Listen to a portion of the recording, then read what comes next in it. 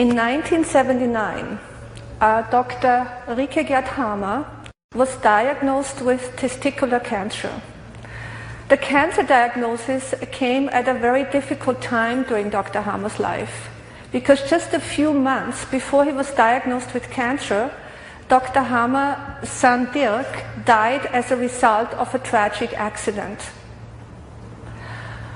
Dr. Hamer was always a healthy man. He was never seriously ill. So he immediately wondered whether his cancer could be related to the emotional stress and the emotional pain that he was suffering over the loss of his son. At this time of his life, Dr. Hamer was head internist at a cancer clinic in Germany. So he was working with cancer patients. And he started to talk to his patients. He wanted to find out if his patients, his cancer patients, had also experienced some emotional trauma before they got cancer. And he quickly learned that all of them, without exception, had suffered what we call in German New Medicine a conflict shock before they got cancer. But this, however, did not explain why Dr. Hamer's patients, and including himself, developed a very specific type of cancer. Why testicular cancer? Why breast cancer? Why colon cancer? Why lung cancer? And Dr. Hamer was determined to find out. And he had an ingenious idea. Based on the premise that all our bodily processes are controlled from our brain, Dr. Hamer obtained a brain scan of all his cancer patients. A brain scan, we have an example here, shows layers of the brain taken parallel to the base of the cranium. And Dr. Hamer compared the brain scan with his patients' medical records and their personal history. And he took particular attention to his patients' recent emotional trauma. And this is what Dr. Hamer found. Dr. Hamer found, and we're going to do this slowly, Dr. Hamer found that each cancer has its own area in the brain from where the cancer is controlled. And each cancer is linked to a very specific type of conflict shock that correlates psychologically and biologically to the same area in the brain that controls the cancer. So in other words, Dr. Hamer found a clear correlation between certain conflicts, how these conflicts manifest themselves on the organ level as cancer, and how all this is connected to the brain. So he found, for example, that lung cancer is always controlled from a very specific area in the brain stem, which is the oldest part of the brain, and that lung cancer is always linked to a death fright conflict. Glandular breast cancer, so a cancer in the breast glands, on the other hand, is always controlled from a very specific area in the so-called cerebellum, which is just next to the brainstem. And glandular breast cancer is always caused by, as Dr. Hamer calls it, a nest worry conflict. So unexpected concern and worries about the well-being of a loved one. Intraductal breast cancer, on the other hand, he found is always controlled from a very specific area in the so-called cerebrum. And intraductal breast cancer is always caused, so he found, by a separation conflict. Well, animals, aren't they wonderful? Animals experience these conflicts in real terms. For example, when they're separated from their mate, from their offspring, when they are attacked by an opponent, when they lose their nest or their territory, when they suffer a threat of starvation or a death fright. While we humans developed over time a figurative way of thinking, so we can suffer these conflicts in a transposed sense. So we can experience such conflict, for example, territorial conflict, when we lose our home or our workplace. We can suffer an attack conflict when we are physically attacked, verbally attacked, or when our integrity is attacked. We can suffer a starvation conflict when we don't know how to provide for ourselves. And we can suffer a death fright conflict. Most often, and a typical death fright is a diagnosis shock. And Dr. Hammer found, or as we would say, since this conflict involves our entire organism, so the psyche, the brain, and the organ, and since we share these conflicts with all other species, we speak in German New Medicine of biological conflicts rather than of psychological conflicts. Well, after Dr. Hammer has identified what type of conflicts cause what type of cancer, he naturally looked at other so-called diseases. He looked at heart conditions, skin disorders, liver disorders, diabetes, arthritis, and so forth. But he also looked at mood disorders like depression, or mental disorders, as we call it, bipolar disorders. And Dr. Hammer found that this interplay, that this interaction between the psyche, the brain, and the organ applies to all of medicine and each patient's case. And Dr. Hammer called his findings the 5 biological laws of the new medicine. Dr. Hammer called them biological law because his discoveries reveal universal biological principles that apply to every living organism, to every species, and to every human being.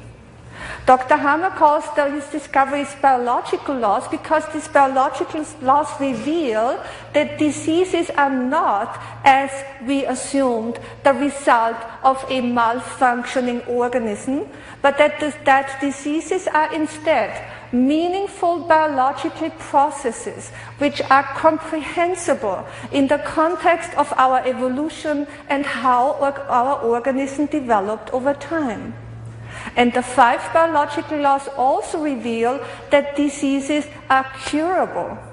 Firmly tied into the science of embryology, Dr. Hammer provides the scientific evidence that we are all born with the capability to heal our own diseases, that the healing of cancer and all other diseases is inherent in all of us.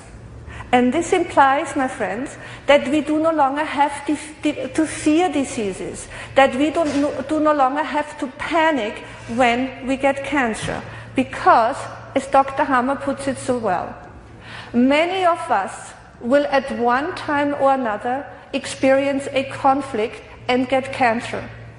But that is a normal part of life and not such a bad thing at all, once one understands the principles of the 5 biological laws. And we're going to look into those laws now. Okay, the first biological law states that every disease originates from a conflict shock that catches us completely off guard. So this is already important information, because such a conflict shock is an emotionally unexpected emotional distress, an unexpected emotional distress for which we are not prepared and which we could not anticipate. And as such, this conflict shock differs greatly from everyday stress or emotional stress that we can foresee. Dr. Hammer calls this conflict shock, this unexpected conflict shock, a DHS, which stands for Dirk-Hammer syndrome. He called it a DHS, obviously, in honor of his son Dirk, whose tragic death was the cause why Dr. Hammer himself developed cancer. So let's see how this plays out in details. The moment we suffer such a conflict shock, the conflict shock impacts in a very specific, in fact, in a predetermined area in the brain. And we see on a brain scan the impact of this shock as a set of sharp concentric rings.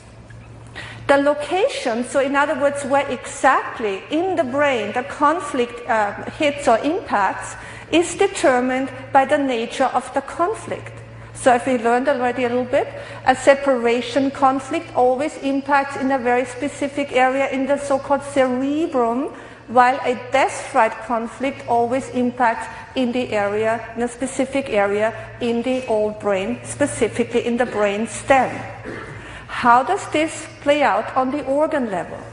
Well, the moment the brain receives the conflict shock, the shock is instantly communicated to the corresponding organ, and instantly a significant biological special program is activated that assists, and I underline, that assists our organism in coping with the particular conflict situation.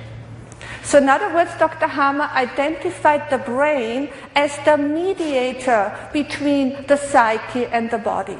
He identified the brain as the control station from which each and every biological program is controlled and coordinated. In German New Medicine, we view the psyche, the brain, and the organ as 3 levels of one unified organism. And we will keep in mind that it is the psyche that is the driving and the leading component of that program. Very important point. Such a conflict shock is, of course, a very subjective event. It's a very personal event. So how we perceive and experience this conflict shock is determined by our individual perception of this conflict situation, by our attitude, by our vulnerabilities, by our expectation, by our values and our beliefs. In other words, it is our subjective mode that determines how we perceive the conflict, and consequently what symptoms will manifest themselves as a result of the shock. Let's look at an example. And I'm using this example so we really understand the difference between a psychological conflict and a biological conflict. Let's say, for example, a woman is all of a sudden unexpectedly faced with the situation that her husband wants a divorce. Well, this is no doubt a separation scenario, let's call it. It is a separation scenario, but this does not necessarily mean that the woman suffers a separation conflict in biological terms. She can also perceive that situation as a loss conflict, which will involve her ovaries. She can experience the situation as a starvation conflict if she will no longer know how to provide for herself. She can suffer the conflict or experience it as an abandonment conflict, which will involve her kidneys. Or, let's say, as a self-devaluation conflict, which involves her bones. Well, whether the woman develops osteoporosis, ovarian cancer, liver cancer, or if she starts gaining weight when an abandonment conflict is involved, that is determined what she subconsciously associates with that particular situation. But as soon as this association is made, the conflict-related significant biological program is instantly activated. And the biological purpose of this biological program is to put her entire organism, so the organism as a whole, into a state that facilitates a conflict resolution. And this, my friends, is the new medical paradigm. This is what Dr. Hammer found. If more tissue is required to facilitate a conflict resolution, the conflict-related organ will respond to the conflict with cell proliferation. So let's look, for example, at lung cancer. Well, the lungs, so Dr. Hammer identified, are linked to a death-fright conflict. Because in biological terms, the death panic is equated with not being able to breathe. So the moment that death fright occurs, the lung alveoli cells, which are in charge of processing oxygen, will immediately start to proliferate and to multiply, forming lung nodules or a lung cancer. And the biological purpose of the lung cancer is to allow the individual, or put the individual into a better position to cope with the death fright by increasing the capacity of the lungs. While we can suffer such death frights, or death frights can be suffered during any life-threatening situation. But as you probably understand, one of the most common death frights is a diagnosis shock, particularly a cancer diagnosis shock. So this brain scan here shows the impact of such a death fright conflict in the area of the brainstem that controls the lungs. In other words, every person who has lung cancer shows on the brain scan the impact in this particular area of the brain. In other words, it is from this area of the brain from where the lung cancer program, as we want to call it, is coordinated and controlled. So it is the death panic, it is the cancer fright, it is the cancer death panic, as I'd like to call it, that is the real reason why lung cancer is the most common cancer. And it has nothing to do with smoking. We're going to talk about toxins a little bit later. Conventional medicine calls such a lung cancer, these lung nodules, a malignant cancer or a malignant growth. But we have to realize that the term malignant used by conventional medicine is an artificial term that only indicates that the cell proliferation has exceeded an arbitrary limit. If the cell proliferation is below this limit, then the tumor is called benign.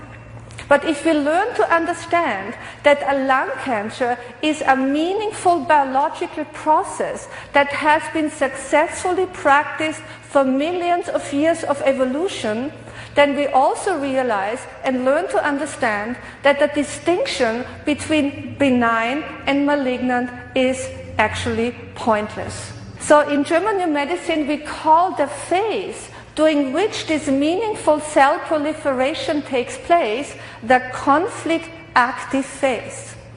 So other biologically meaningful cancers, just like lung cancer, are, for example, colon cancer, liver cancer, pancreas cancer, kidney cancer, uterus cancer, prostate cancer, and glandular breast cancer, to name a few. And we're going to talk, of course, later in more details about the glandular breast cancer.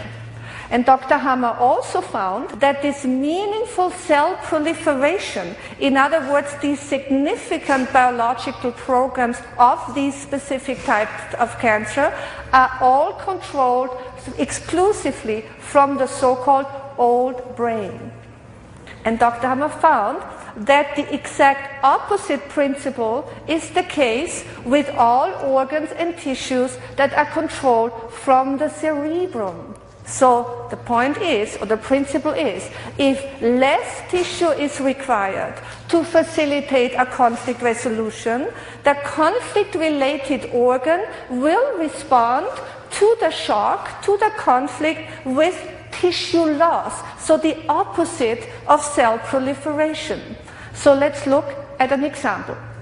And this is always good it's very, obvious how we can explain this. Let's look at the cervix. The cervix is the passageway to the uterus. And Dr. Hammer found that the cervix, or the conflict linked to the cervix, is a sexual conflict of not being able to mate. While in nature a female can suffer such a conflict if mating is interrupted or doesn't take place for one or the other reason. Well, if this is the case, the cervix, the passageway to the uterus, immediately starts to ulcerate, causing tissue loss. And the biological purpose of the tissue loss is to widen the cervix, so when mating finally takes place, more sperm can reach the uterus, which enhances the chance of conception. Dr. Hammer found that we women, or women in general, can suffer these conflicts as well. So for us, this translates, for example, into sexual rejection, sexual frustration, sexual abuse, or anything shocking in regards to sexuality. So we see that tissue loss serves the purpose to facilitate the conflict resolution. With other biologically meaningful tissue loss programs are linked to our skin, for example, to the stomach lining, to the lining of our bronchial tubes, to the bile duct lining, the lining of the pancreatic ducts, thyroid ducts, and milk ducts, just to name a few. This is what we call the biological compass of German New Medicine. And let's look at that. Look what we have already learned. We learned that all brain-controlled tissue generate during the conflict active phase cell augmentation, cell proliferation, let's say as in form of a tumor. While all cerebrum-controlled tissue or new brain-controlled tissue generate during the conflict active phase a meaningful, so biologically purposeful tissue loss or cell loss. This takes us now to the second biological law. The second biological law states that every biological special program, you see we don't use the term disease any longer, we call this a biological program. So the second biological program states that every disease or every special program runs in two phases, provided there is a resolution to the conflict. And as we already learned, this program runs parallel on all three levels, and the level of the psyche, the brain, and the organ. So let's see how this all plays out as far as our nervous system is concerned. So let's look what we see here. Before we have a DHS, before we have a conflict shock, our nervous system, or we are in a state of normotonia. Normotonia means that we are in a normal day and night rhythm where sympathikotonia alternates with vagotonia. These are terms that relate to our autonomic nervous system, and all it says is that during the day we are sympathicotonic, our heart rate is up, our muscles are going, we are in a normal state of stress. After 5 o'clock in the afternoon, we go into natural or normal vagotonia, which is the time where our mind, our body needs to rest. We're in a natural state of rest. And Dr. Hammer found the moment we suffer a DHS or a conflict shock, this normal day and night rhythm is instantly interrupted, and we enter what we call the conflict active phase, which is a prolonged sympathicotonic state, a prolonged state of stress. And when we resolve the conflict, CL stands for conflictolysis or conflict resolution, we enter the healing phase or a prolonged state of vagotonia, a prolonged state of rest. So let's look into more detail. Well, we have all been there many, many times. Typically, when we are conflict active, we are totally preoccupied with the conflict. We can't think of anything else. We can't focus on anything else. All we do is to dwell and think about what took place. So we are totally preoccupied with the conflict. We can't sleep and we can't eat. But we have to realize that the extra waking hours of waking up at 3 o'clock in the morning and start thinking about the conflict, and that this focus on the conflict and the extra waking hours serve the biological purpose or have the significance to give us enough time or extra time to think about the conflict and find a resolution as quickly as possible. We call the conflict active phase also the cold phase, because when we're in the state of stress, our blood vessels are constricted, and as a result, we have cold hands, we have cold extremities. So typically all cold symptoms like the shivers or cold sweats only occur during the conflict active phase. Well, the moment we resolve the conflict, we enter the healing phase. Okay? So typically, when we are healing, we are very tired. Fatigue is always an indication that a natural healing process is taking its course. The healing phase is a vagotonic, a prolonged vagotonic state. It is, in simple terms, like resting after a big battle. So we are very tired, and there is a biological purpose. And the reason why we are very tired, because we need to rest, we need to sleep as much as possible so we can support the organism, the body, while healing takes place.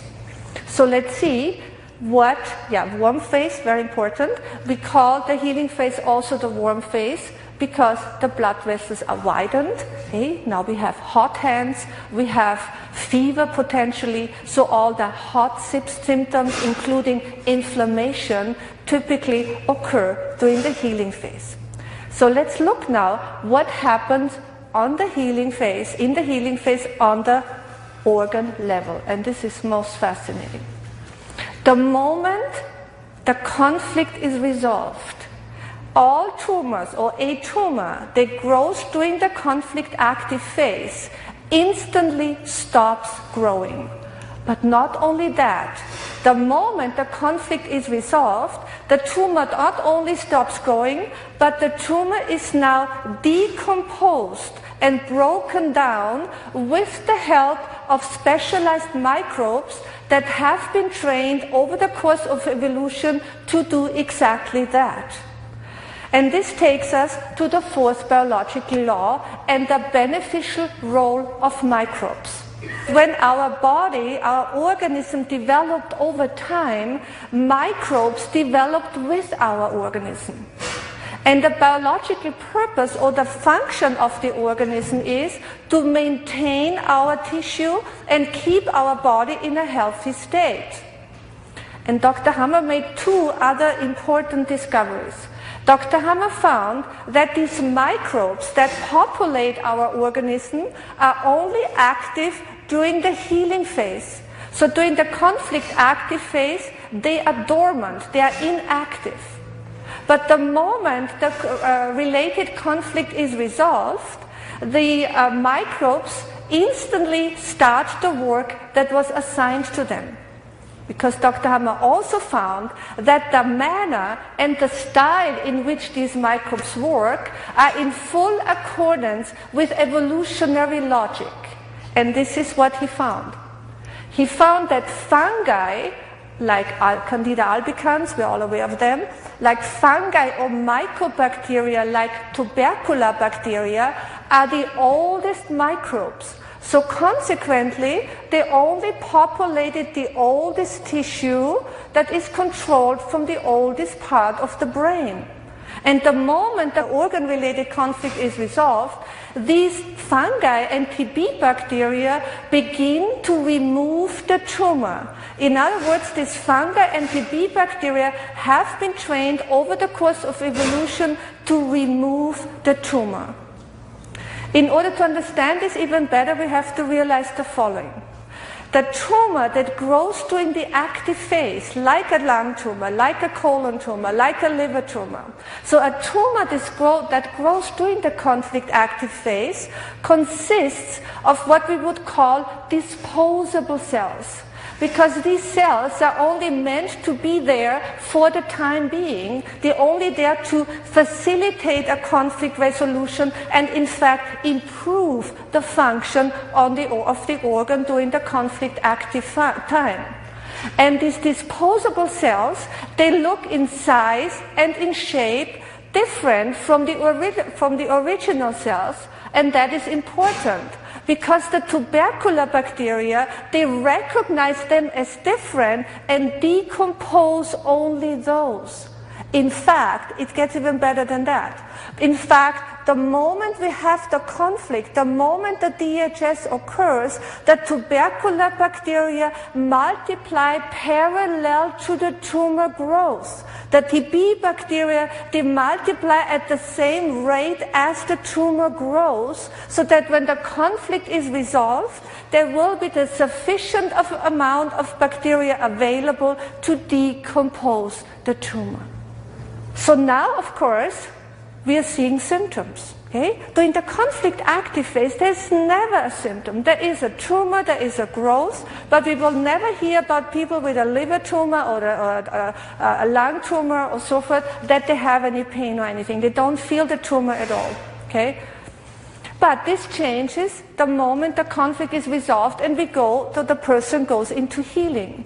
Because the remnants of the tumor, so the remnants of this decomposing process have to be eliminated, causing discharge. So tubercular discharge is therefore typically expelled when a lung cancer is in healing. It is expelled through the sputum. When a colon tumor is being removed and decomposed, the discharge and the tubercular discharge is then in the stool. If a kidney tumor or a prostate tumor is being removed, the tubercular discharge is in the urine. Often this decomposing process and breaking down the tumor process, so to speak, is accompanied with blood loss. There is potentially blood in the discharge, because we have to realize it is as I like to call it, a construction site. And these small capillaries, they break easily, causing bleeding. Of course, bleeding also always has to be watched, but how important it is to understand that all this, when there's blood in the discharge, is a part of a healing process that is taking place. Another typical symptom that occurs in the healing phase when tubercular bacteria are involved are night sweats. So if there is a big tumor that has to be decomposed, these night sweats can be excessive. So again, how important is it to know that night sweats are not a bad sign? On the contrary, we now know that there is a healing process underway and that tubercular bacteria are in the picture. Okay?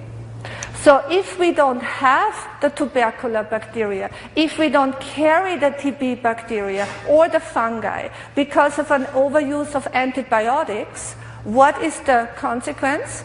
The result, as a result of not carrying these bacteria or fungi, the tumor cannot be decomposed and encapsulates.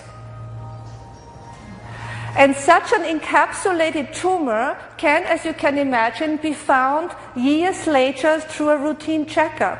For example, through a lung X-ray, a mammogram, a colonoscopy, and so forth, right?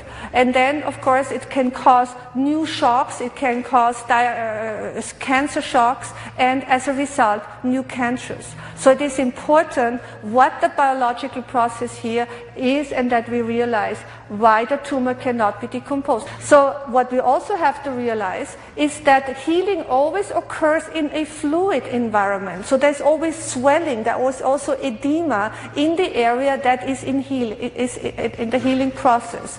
So we see swelling during the healing phase. Swelling typically causes pain. Easily, there can be inflammation during the healing phase, and fatigue and fever. So if we look at all these symptoms, discharge, pus, night sweat, swelling, pain, inflammation, fever, fatigue, we usually think that something is wrong, that we are sick. But it's quite the opposite is the case. Something is perfectly right, and we are now in a healing process, in a natural healing process. So people often ask me, say, so what is GNM therapy? Well, my friends, the symptoms, the pus, the discharge, the night sweat, the swelling, the pain, and the inflammation is already the natural healing that is taking place. And as Dr. Hammer puts it so beautifully, if the patient has been made aware of all the facts, He will no longer need to get frightened by his symptoms. He can now fully accept these as the healing symptoms they are, all of which had until now caused fear and panic. In the greatest number of cases, the whole episode will pass without any serious consequences. So the role of the GNM practitioner is to assist the patient during the healing phase, during the healing process, right? To assist him. A German New Medicine practitioner will know how to support the healing process without interfering in it. Also, by understanding the entire process, gentle interventions can be planned in order to slow down a severe healing phase or more intense healing phase, and on top of it, potential complications can be anticipated and can be addressed before they reach a critical point. Well, with the patient and the doctor, the practitioner working together, this healing phase can in fact be a life-affirming experience for both of them. So let's look now from what we have learned to the so-called immune system. So let's look about the immune system based on Dr. Hammer's discovery that cancer is not a malignant disease but a meaningful biological process, and that microbes are in fact beneficial as they help us in the healing phase, in this case, as we learned, to decompose a tumor. Well, what is the immune system? According to conventional medicine, the immune system is a defense system against microbes and cancer cells. Thus, according to the theory, a weak immune system increases the risk of infectious diseases, we hear this all the time, and of developing cancer. Well, medical science views the immune system, or views, I should say, our body as a battlefield where white blood cells are ready to attack the enemy. In fact, daffodils are now, symbolically of course, also turned into weapons in order to fight cancer. But my friends, if we learn to understand that cancer is a meaningful process, that microbes are our loyal helpers, then the entire construct of an immune system falls apart.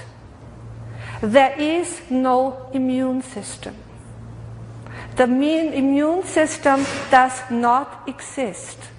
What exists, however, is a perfect biological system created to support us while we are healing.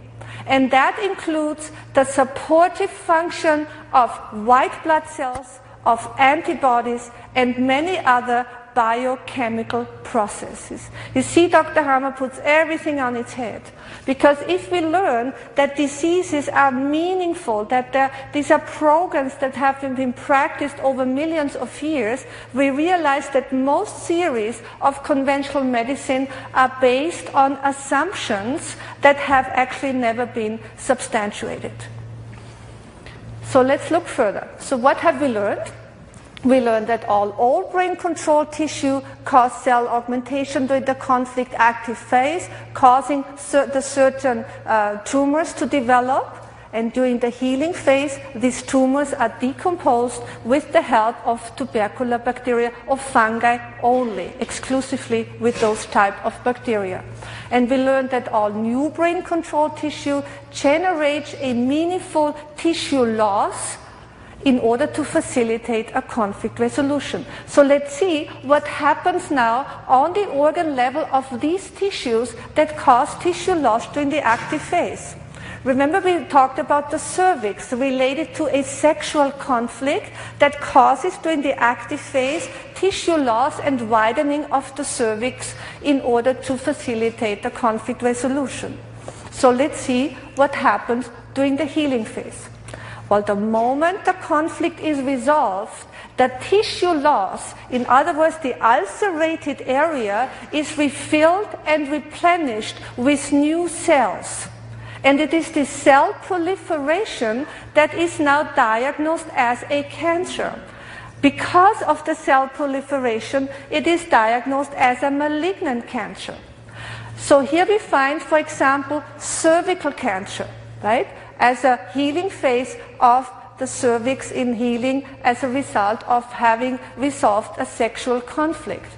But Dr. Hammer clearly shows that the cell proliferation is nothing malignant, that such a tumor is not malignant at all, but this tumor is in fact a good sign that the tumor is now in the healing process, that the tissue loss is refilled and replenished. So nothing malignant about this, and because of the healing nature of these tumors, Dr. Hammer calls this type of tumors a curative cancer or curative cancers. Other curative cancers of this type, a bronchial cancer, lymphoma, non-Hodgkin's lymphoma, ovarian cancer, testicular cancer, intraductal breast cancer, but also we find here skin rashes, bronchitis, laryngitis, hemorrhoids, and many other conditions that are basically organs controlled from the new brain, and they are all linked to very specific type of conflicts that Dr. Hammer has discovered. And of course, typically in the healing phase again, we see swelling, there is typically pain, potentially inflammation and fever, and of course also fatigue. Again, all signs that a natural healing is taking place. So one important point to point out is the following, that the cell proliferation, so refilling the tissue loss during the healing phase, only takes place during the first phase of healing. After the so-called epileptoid crisis, which I will explain in a moment, the tumor basically degrades and slowly degrades and calcifies. And at the end of the program, the tumor is basically gone, and all we see is scar tissue and often also scar tissue on the psyche, if I may say it this way. Okay, we're going to go to the brain level and see how these programs run on the brain level. We have learned that on the psychological level, during the conflict active phase, we are preoccupied with the conflict, we can't sleep, we can't eat, right? We are totally focused on the conflict. On the conflict-related organ, we see either a tumor growth or tissue loss, depending what tissue is involved, in order to help us on the organ level to cope with the conflict and facilitate a conflict resolution. So let's see what happens on the brain level. Well, during the active phase, all we see is on a CT scan the sharp target ring configuration in the area of the brain that is involved. Physically, so on the brain level as such, physically, there is absolutely no symptom. But this changes immediately when we go into healing, because healing also occurs now on the brain level. And as we learn, healing always occurs in a fluid environment, so the same applies to the brain. So during the first part of healing, there is water and serous fluid drawn to the area in the brain that is in healing. And this fluid, this serous fluid and water that accumulates at this area causes or creates a so-called brain edema. Okay. So this brain edema, however, is important because the edema provides basically a water pocket, a water cushion that protects the area in the brain while it's healing. So we have to realize that such an edema is not only in the area of the brain that is in healing, but also on the corresponding organ or tissue that is in healing at the same time. So that is why the phase A of healing is the most difficult part, because this is where there is the swelling and the pain on the organ level, and the brain edema causes the typical cerebral healing symptoms like headaches, dizziness, and blurry vision.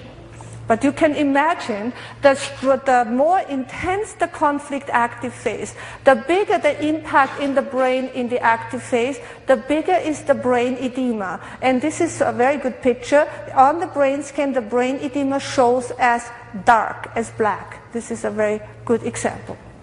Well, at the height of the healing phase, a very important event takes place, which is the so-called epileptoid crisis. So what is that? Well, at the height of the healing phase, the brain from that area that is in healing, so from the center of here, the brain triggers a sympathicotonic spike that puts the entire organism back into conflict activity, with the typical symptoms like shivers, the cold sweats, nervousness, restlessness. So what is the reason for that? What is the purpose of that? Well, nothing in nature happens by chance. The biological purpose is the following. At the height of the healing phase, or we can also say at the deepest point of vagotonia, this brain edema has reached its maximum size. And exactly at this point, this sympathicotonic stress push presses the edema out.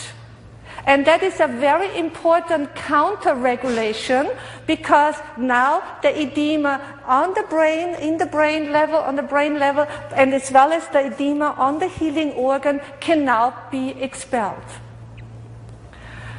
So, well, after the epicrisis, we have therefore a urinary phase, which means that now the water can be expelled and we pee a lot. So we can now basically verify this from now on. So if all of a sudden we have a night where we get up and have to go to the washroom a couple of times, although we haven't drank a lot the morning before, okay? So that is when such an epicrisis has taken place. Usually often the epicrisis takes place in the early morning hours, because this is when we are in natural vagotonia, and this is of course the ideal time for the epicrisis.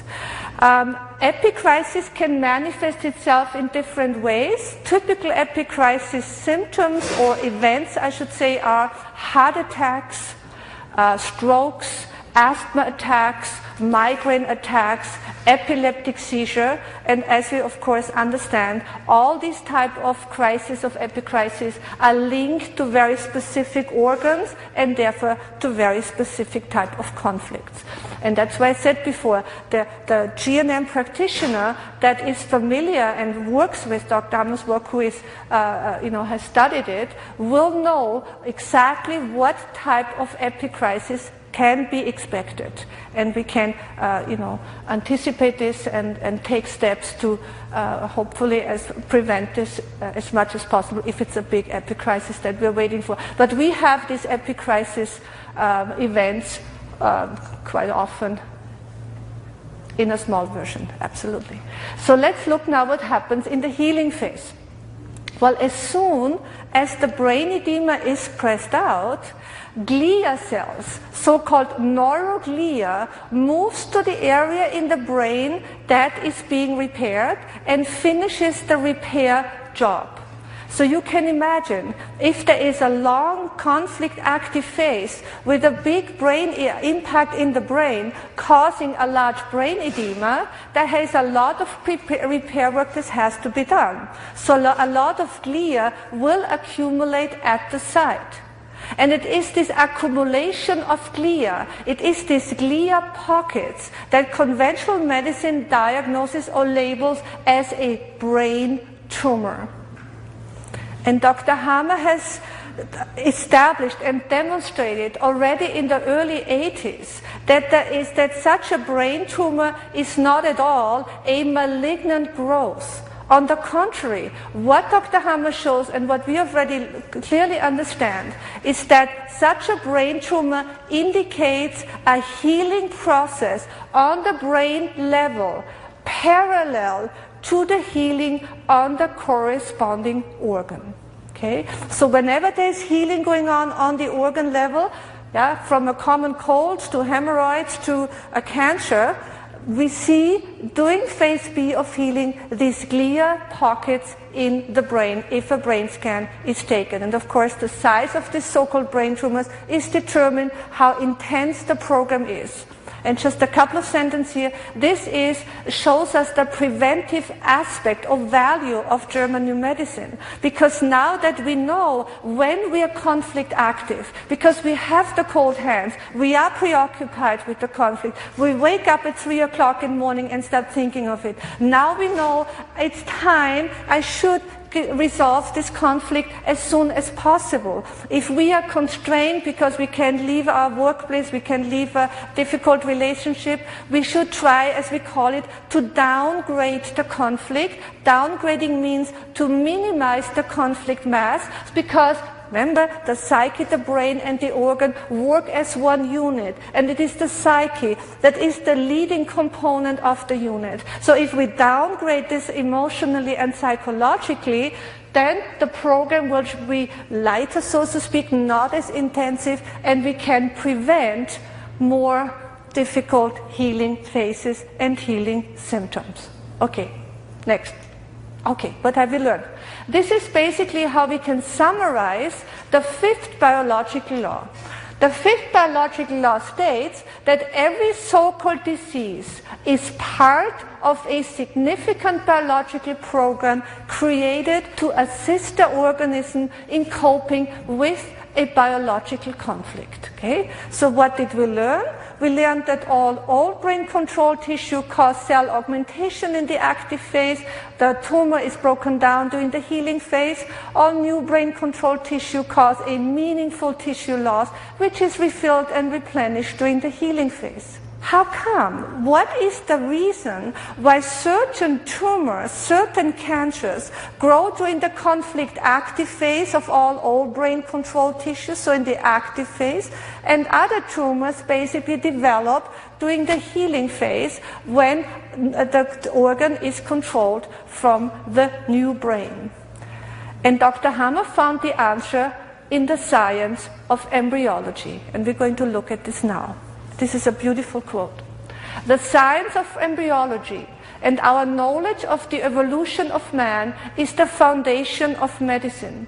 They are the two sources that reveal to us the nature of cancer and of all so-called diseases. So let's look at this in more details. This is absolutely fascinating. This is a blastocyst.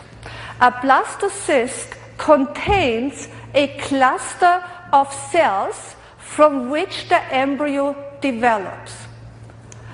On the 13th day after conception, in other words, 13 days after the fertilization of the egg, the blastocyst divides into 3 embryonic germ layers, which is the endoderm, the mesoderm, and the ectoderm.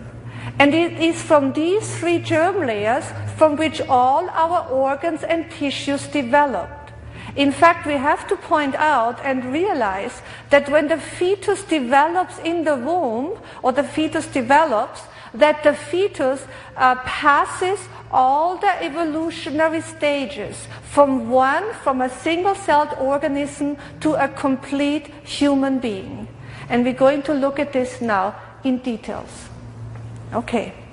The endoderm develops all the organs of the intestinal canal or the alimentary canal from the mouth to the rectum.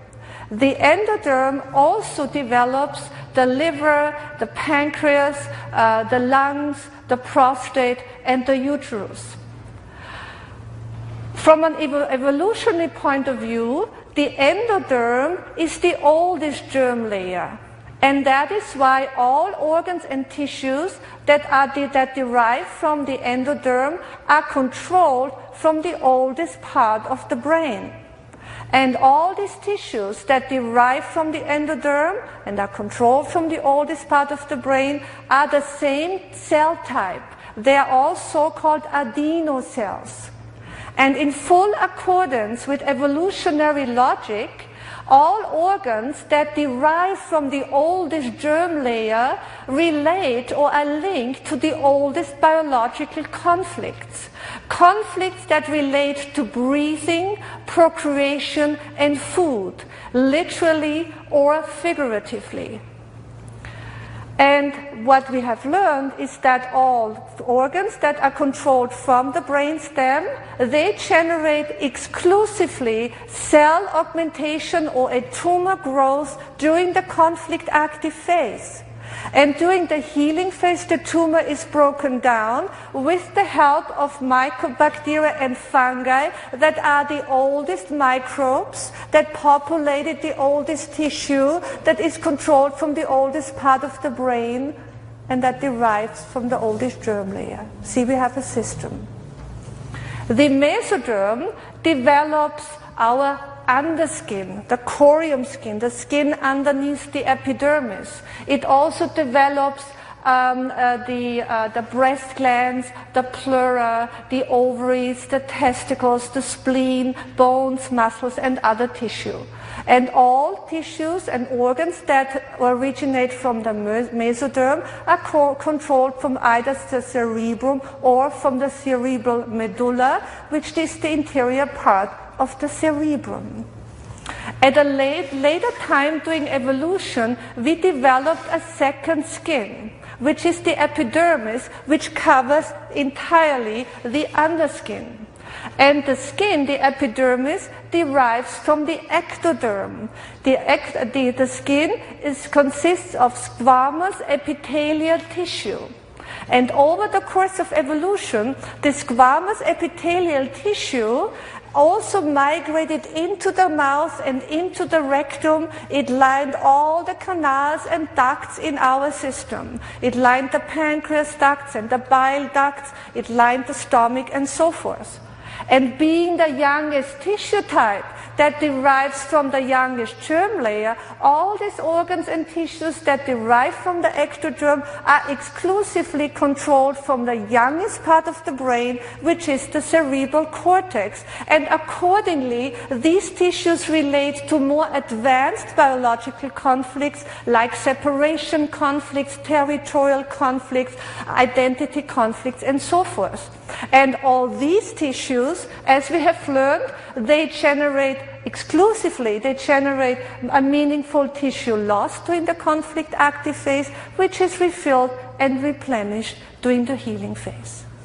So Dr. Hammer's discoveries, as we so beautifully see, they provide us with a complete biological system that explains not only the cause, but also the natural healing of diseases in the context of how our organism developed over time.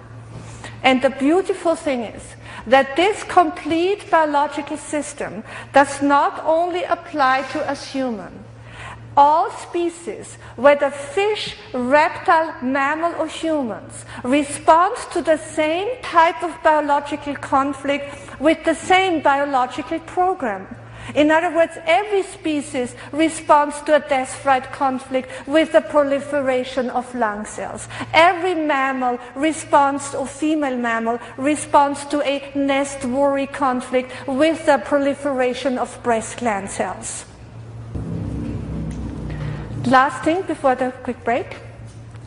Based on what we have learned, based on that cancer and diseases are not something out to kill us, right?